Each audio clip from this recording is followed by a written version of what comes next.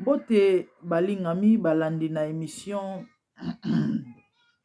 Tolikati na bonzambe ezanga wabino la grande dame mère Dorcas na lisusu liboso na bino et comme d'habitude poto solo là.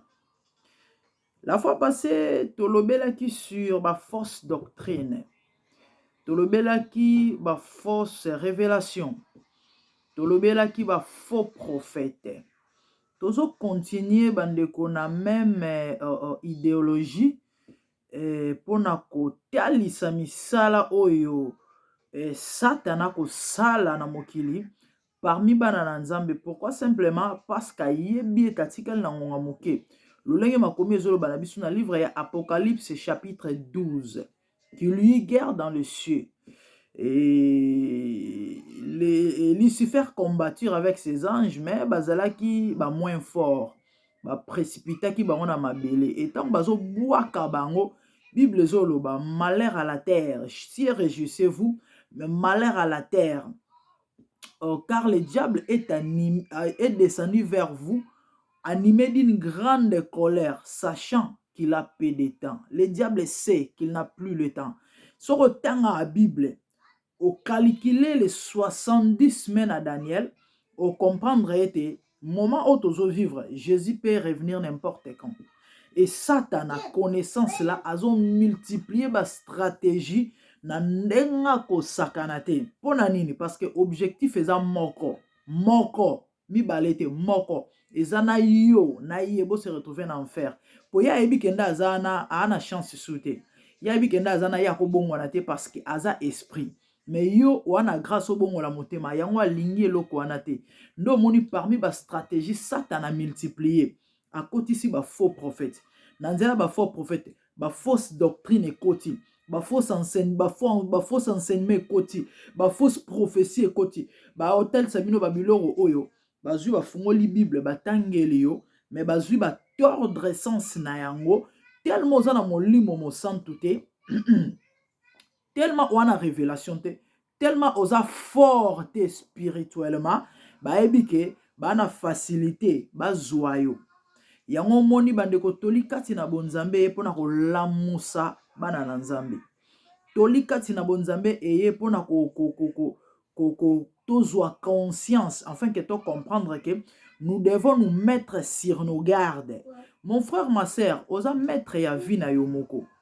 Ozali prophète ya vie na yo moko. Tika koluka ba prophète de gauche à droite. Parce que la plupart à bateau boko landa, la plupart à bateau boko foutre la batike, bozo kende ba Congo koluka soi-disant ba délivrance. Ce sont des sorciers. Ce sont des agents du ténèbre. Oh bah c'est déguisé en ange de lumière. Parce que ma commune zolo banabiso na 2 Corinthiens, je crois na chapitre 14 que Satana a se déguisé en ange de lumière. Pe ba ministre na ye un ministre de justice. Le déguisement eza eloko za mwindo, mais tant yo zotala ngo omona ngo pembe. Ba déguisé yango, mais en réalité eza pembe te et en mwindo. C'est ça le diable. Siko que faire? Que faire? Yango moni bandeko to lobela makambo. Bien aimé la fois passée, so rataki ba épisode kota na MD GDTV mafuta ya sika. Oromona tolobeli ba fausse doctrine, tolobeli ba faux prophète. Toza na des épisodes ya 1 heure orolanda ngo na bokebi et nazondi maeke molimo mosanta ofungola o miso. S'abonner, ça la large diffusion po milimo ebika nzamba kozanga te kopambola yo. Bandeko tozo continuer. Et na kosala moi récapitulation ya ba mambo tolobelaki. En fait, na ko conclure yango mais na suka. Et na kosala des séances à 30 minutes parce que bandeko na biso baza na mwa problème ya kosala bon ba montage parce que photo sala ba image yango ezalaka même présentable pona ko attirer to permettre ba mosusu balanda. Et yango to décider to ça na place à 1 heure mobimba to sala 30 doso kolanda émission na YouTube. Après vidéo oyo olandi vidéo ya mibale et conclusion sur ba fausse doctrine. Et sur Hollanda na DM5 to na Facebook et consort et ça là toujours connecté aux vidéos monsieur à 30 minutes juste après. bandeko nazolobela envoûtement.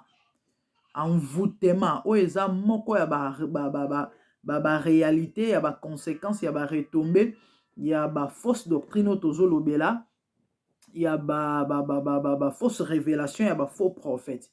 Nazolobela envoûtement. C'est quoi l'envoûtement? Bien aimé, na mot envoûtement toza na mot voûte na kati qui veut simplement dire ouverture. Couverture s'il vous plaît. Ezipelo mufinuku. Donc na kati ya envoûtement toza na mot voûte. Voûte eza ezipelo, je sais pas na lingala certainement bozo comprendre mufinuku. Donc bazipi yo ozomona te tel que je suis là. So nazwi elamba moko awa, so nazwi elamba moko awa na ete so na ozo elamba, so nazwi elamba awa na cheboy.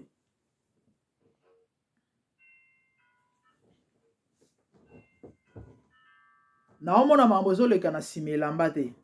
Naomona ngo te. Donc tout ce qui se passe de l'autre côté, je ne vois rien. Misu na ngai eza kofungwama, mais nazomona te parce que bazipi ngai. Ezali moko ya ba sifona benga moko ya babiloko oyo Satan azoko utiliser pour œuvrer bien, pour agir bien, parce que soki nazanganga nakoya awa te tolobeli mambo ba stratégie au diable azo utiliser, tolobeli ba stratégie Satan azo utiliser aza spécialiste na ruse elingi lobaka mayele mabe. Ayebi ke so aye liboso alobi ke ngai Satan bato bakokima. Nayebi ke so na ye liboso alobi na bino ke naza nganga bokoya te. Bandeko botutu na mituna bamama na batato babanda kosukola bato na bakartier bakenda wapi. Babanda kotalisa bamaboko na ba fin fond na kati ya bazamba na basuka ya ba village to ya ba ville bakenda wapi. Bazala asute. Bazala asute. Mingi koma peut-être na kati ya bamboka. Parce que kuna bato bazana un peu reculé mentalité ezana non, vous voyez. Mais bato mingi bazana ba ville et consort ba comprendre que nzamba zali et ba comprendre que la fin de toute chose est proche. Ba comprendre que esengeli na mutu andimela yesu lokola mokonzi pe mobikisi po abika lobi sera kufi akende na repos. Ba comprendre, Satan a comprendre. Pardon, tout ba comprendre. Et le diable sachant cela a salinine, a zui ba serviteur na ye, a déguisé bango. Kaka ndenge moko se déguisaka en ange de lumière. Ba ministre en ministre de justice, bato wana ba bimi na bazamba. Bato wana ba longo na ba fin fond. Bato wana balongoli babilamba salite, balongoli ba rafia, balongoli babiloko pembe na bilongi, balongoli babiloko na mitu, baye na mokili oyo, se déguiser bakomi ba prophète, se déguiser bakomi ba prophétesse, nzoka nde ba mandona, bakangi bitambala na mitu, baye na simplicité, ozomona ye simple, ayeli yo message, ya dépouillement soi-disant, akangi kitambala na mutu. Alati eloko alitoyi te, atie bijou te, parce que ça satanique, a joué verset biblique, à tordre yango, à faire croire yo. Tellement yo moni ba tangeli yo Bible. Effectivement, makambo eza na kati ya Biblia. Malheureusement, c'est pas le cas. Malheureusement, c'est pas ça la vérité. C'est ça le diable. Yango moni toli kati na bonzambe ye. Mama po fungwa mamisu, papa po fungwa mamisu. Non pas pour babenga yo tote na benga na peso ba programme soki ya nini soki ya ndenge ni non po yo moko ozwa responsabilité ya ame na yo, parce que mokolo kotelema na esam kotelema liboso nkolo na esambi selonga na ozala te mama na zo ya koloba no ba makambo a ozala te oko rendre compte ya oyo yo osalaki ya misala yo vivaki yo moko liboso ya Nzambe liboso ya trône ya Nzamba koloba no na lakisaki onzela. Moi, je suis c'était à toi. Mais qu'est-ce qui s'est fait ou qu'est-ce qui s'est passé? On s'est retrouvé dans Bissika. Tu as conduit ta vie comment? Bien aimé, c'est ça. Tozo le bela envoûtement. Bandeko, Tout comme on a bilili oyo eningisi internet, eningisi mokili, eningisi vraiment bouger. Quand on a oloba bino na ebandeli, ba se déguiser. En fait, ces gens-là, ne les appelez pas prophètes. Ces gens-là, ne les appelez pas prophétesses. Ils n'ont rien à voir avec Jésus. Ils n'ont rien à voir avec Dieu. Ils n'ont rien à voir avec le Saint-Esprit. Mais baza ba énergumène, excusez-moi, mais c'est ça. Ba sataniste, ba to misala ya butu, bandoki, e ba to ba mesana okene kotalisa maboko.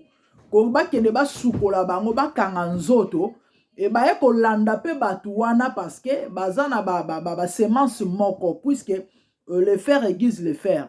Ema ebendaka eloko eza métal. Soko lekisi libaya elanda te. Yango omona ba ke kolanda ba oya bango basala ba service.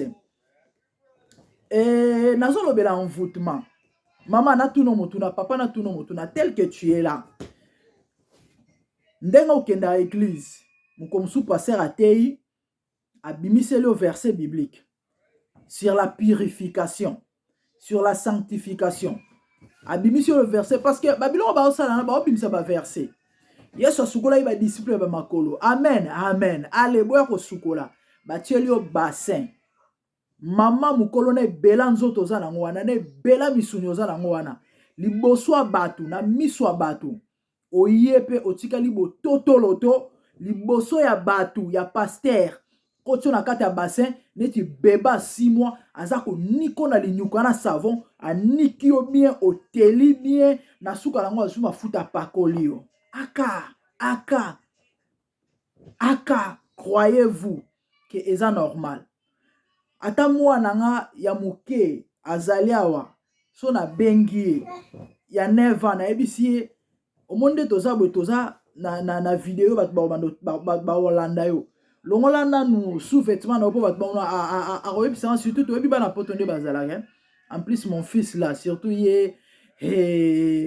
il risque ça même aloba ma momo a redéplacer maloba pour mona na normal était mais maman comment yo loba nanga na la kisa mutakala na miso bato siko imaginez maman ya mokolo s'il vous plaît tata ya mokolo mingi c'est des femmes hein ba maman ezalaka nini na biso ezalaka nini comment expliquer soi-disant il faut se purifier pasteur azo leksa bandimi le boso alongola bango ba sous-vêtements même outil asa ko raser bango ba souki ya se e basuki wana aoke nango wapi azoke nango wapi bande kotala mobali nyonso afuka mela nzoto mwasi to yebi yango za kutulika mbalo bana biso yango te ya kosamba te mobali nyonso so se retrouver liboso mwasi ya bolumbu aninganaka to yebi yango sikoyo batato bako sukola ba mama na epu ba moto ko mona misuni na nzoto wana. Croyez-vous qu'après service on est esuka eka ba sukoli ba parole mafuta balati bimi bakena bandako. Donc vous comprenez déjà la suite de ce qui s'est passé en dehors à caméra parce que on va l'activer sur la caméra n'est pas qu'on nika bato. Crossover. Donc on a traversé de 2021 à 2022. Il faut pas ni kobo tout wana 2021 etika la. Bat ba osaka na nzambe.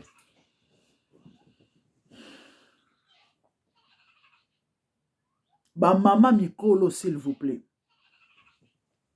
Oh non, c'est pas possible. Ba sukoli ba nzoto, ba pakoli ba ba mafuta. Et pas banganga nkisi. Mais ba lobi ke ba prophète.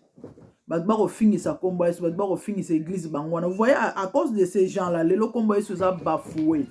Kombo yesu za insulté. Ba to mususu ba liko sambela soute. Pourquoi? Parce que eza ba jé à satana. Ayebi ke tanga oyana ba biloko wana deux choses. Sui bondimi boye azwibino. Sui pe boboyi yango. Bokoma réticent. Bokovanda vana na bandako. Froideur e olata bino. Ba boyambi na bino e okita e kosila même s'il faut dire azwibino pekaka c'est ça le diable. Makomi ezoloba na Matthieu 24 que dans les derniers jours à cause de scandale banako salema. L'amour de plusieurs se refroidira. Bandeko bolingo boyambe ezoko sila ezokita malili ezokota batu à cause de bamarambo bozo mona oyo. Yango na oyo bano mama nanga papa nanga kobaye église te. Kobaye basali na nzambe te parce qu'on ne peut pas parler de faux s'il y a pas de vrai. Bakoki jamais robeta masolo ba faux so ba vrai bazate. Donc le fait que ba faux ba vrai bazali, yango moni ba faux il faut bazala. Au kobeta lisolo ya faux dollar te sans ko parler na vrai dollar. Faux dollar ezalaka. Faux mbongo ezalaka. Ezala euro, ezala nini mais vrai pe ezalaka. C'est vrai, vrai eza ebelete. Maman nanga, papa nanga yo mona makambo yo. Bible zoloba, lorsque vous verrez l'abomination de la désolation s'établir dans les lieux saints. Zoata ngotanga Matthieu 24. Parce que vous êtes tolikati na bonzambe to pesa ba verset biblique. Pona ba nzambe ba vérifier ba écriture. Yo tanga Bible te. Yango bazo ko kosa yo, n'importe comment tu acceptes, tu gobes tout, tu crois tout. Tu crois tout ça, n'importe quoi. Kolanda batuana te. Il faut que zoata otanga Bible, rosenga molimo mosanto fungola yo. Bible zoloba, lorsque vous verrez cela, que c'est lui qui lui fasse attention. Qu'est-ce que cela veut dire? Tant que makambo, tu dois te tenir sur tes gardes. Donc, il faut en étant d'alerte. Bima na distraction, bima na insensibilité, bima na pongi, bima na lourdeur, bima na kata biloko wana parce que bayebike, tant ba osama ambwana. Soyi ba ozwayo, oza faible ba zuyo ba parvenir ko tu so na buzoba wana ondimi ke ama banzambe balongi yo. Bayebi peke soko boyi yango omoni ke makambo eza normal te. Ça c'est l'abomination. Au rejeté, au repoussé, au vandi na ndako. Bayebi peke barozwa do na bongo pato boaki bango barozwa yo. Au vandi na ndako komi malili Satan a profité à osala n'importe quoi. Parce que vous savez bien aimé, son nzamba utilisé ote. Ah soza na yesu te ata oza ndenge nini olingolinga to mato kita ondima oboya soka oza na yesu te Satan a utiliser yo olinga te il va te manipuler sans que on se rendre compte danger nde yangwana. Donc tu son de ma voix yo oloba ke bon ba maambwana ya ba buzo ba okota ngote yo maamba osambela non pour toi tu trouves que bon tu es juste un citoyen normal, tu vis ta vie normale ezalaka te. Na mukilio tozala influencer na milimo mibale ou soit tu nzambe ou soit tu nzambe te. Si tu n'es pas avec des dieux, c'est automatique. Ozana satana olinga te. Olinga te. Tu as yo au monde en auto réalisant c'est ça. C'est ça l'envoûtement. C'est ça l'envoûtement. Donc ba maman wana to bato bazoko accepter ba bobard, ba bêtise, bu soto oyo baza envoûté. Eza envoûtement. Donc, c'est un instrument ou un outil ou quelque chose que le diable utilise pour avoir, pour tout captive, donc aveugler bino. Bino bon la mambazo sala est anormal, mambazo sala est malam, ma réalité est mamba malamoté. Pourquoi? Parce que à parvenir quoi envoûter bino, à parvenir quoi envoûter yo. Au moins place misala mabe ezali, place misala bondo keza, place sorcellerie ezali. Po ezwa ampleur to po basala o bayelaki mission na bango réussir et ba utilisaka envoûtement o comprendre te se retrouver na distraction morobwe yo mona que no mamboza na normal profond sommeil morobwe ta ba ko atteindre objectif mbala moko sutuki donc mutu mo za na sa quit siko esili nzamba lola mais eloko nini yango elekia mama na ngai ne bato ebele bazo ba accident bongo o ka mama za na cuisine azolamba azala toujours prudente. Mais bizarrement à comprendre te et salema ndenge nini et comment ndenge nini ma esopanela mwana zikanzo to mba mwana kufa mususu wa mwana tikali na défaut nzambe na maona yoki peut-être mwana kufite mais via mwana e baby ta musuli so mwana ekufi bana musuba tuta ba on a mituka en fait c'est ça l'envoûtement.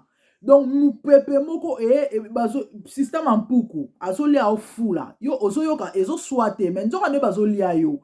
Tant aussi les sakei wana oga ezo soa pourquoi lenga c'est ça parmi ba stratégie à diable nde babilo o Satan azoko utiliser bande kona ngai to lamuka Yesu ayebisi ba disciple alobi na bango bobondela na ngai bizarrement nimbi tanga lamuki alobi na bango vous n'avez pas pu prier ne fût-ce qu'une heure avec moi. Abisi bango boye prier pour ne point tomber dans la tentation. Mon frère, ma sœur, pose-toi manaba piège wanate. Parmi ba armes, peut-être le belango a faim. Donc en passant, je peux aussi lancer ça. Il faut tu dois te rassurer. Aux amoisi à ma bondeli, ou à mobile ma bondeli, il faut aux un équilibre. Vinayo, il y a prière, il faut à équilibrer. Sans vie à prière équilibrée au long à te. O lingo lingate, o kolonga te. Yo sambelaka na église. Yo sambelaka so ba pesi ba programme à prière na église to en ligne. Au côté radio, ce qui n'est pas mauvais. Côté Facebook, mais tu dois avoir une relation personnelle avec Dieu. Ce qu'on dit au solana ondene. Nzamba communiquer ondenge nini. Alors peut son message ndene. Bible zoloba invoque, moi je te répondrai. Tu dois invoquer Dieu. Tu dois chercher la face de Dieu. Nzambe balukakaye. Il faut oluka osambela avec le Saint-Esprit. Pour comprendre pour yeba ko déjouer ba jeu mususu ezangatina. Ba jeu bana mike obiso obenga ango. Siko ba longi bato ba ebike ba faible bazali parce que mukilo bo mona ndeko nanga c'est la loi du plus fort qui domine. Au mona mokili o tozana ba fort en esprit. Toi na ba faible et puis toi na ba moins fort. Toana bato makasi, toana bato balemba et puis toza vraiment na ba fouet.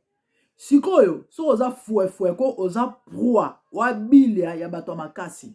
Omona mukili o, na mukili oyo mama muto obundelo azate, muto obundelo azate. Ya na ndeko moka loba toyebi ye, ya monde à béton, monde ya nko.